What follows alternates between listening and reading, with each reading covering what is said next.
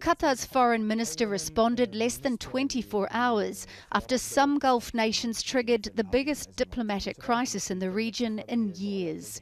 They accuse Qatar of supporting radical groups and destabilising the region, imposing an embargo from the land, air and sea. But Qatar's denied the claims and says the only way to resolve the differences is through dialogue. The measures taken against us were unilateral and unprecedented, affecting our people and our relations with others in the GCC. But in the end, we will not launch measures to escalate the crisis. We must sit at the table to resolve it in a transparent and frank way and agree on the points of disagreement. We can have these disagreements while respecting each other. To that end, Kuwait has stepped in to help mediate the dispute, with Qatar confirming it cancelled a scheduled address by its emir to enable Kuwait to act. The US, Turkey and Sudan have also offered to assist. But there is a difficult path to navigate before this will be resolved. Gulf nations have been drifting apart since the Arab Spring in 2011. Qatar had backed Mohammed Morsi as Egypt's president after he was democratically elected.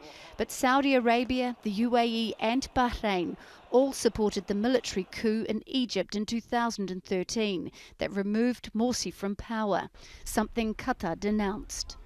A year later, Saudi Arabia, the UAE and Bahrain recalled their ambassadors from Qatar. And while that crisis was contained in a few months, the Gulf nations remained divided over regional issues, fighting in Libya and Syria, as well as the future of groups such as the Muslim Brotherhood and Hamas. Relations had been on the mend until just 2 weeks ago. That's when news channels affiliated with the UAE and Saudi Arabia broadcast what they said were comments by the Emir of Qatar about Iran, the US and Israel. The Qatari government consistently rejected the reports as fabrications created by hackers who posted fake reports. And then, in the last few days, there have been leaked emails from the UAE ambassador to the US, which Qatar says is evidence that he was orchestrating a campaign to divide Qatar and the US. The US has a military base in Qatar, but Qatar's foreign minister reiterated long-standing relations with the United States could not be so easily undermined. Cooperation is far greater than disagreement. American-Qatar relations are not led by these marginal, extremist, suspect organizations, but it is based on strategic partnerships that have been going on for decades. For now, the focus is on Kuwait to get the parties talking to resolve this crisis.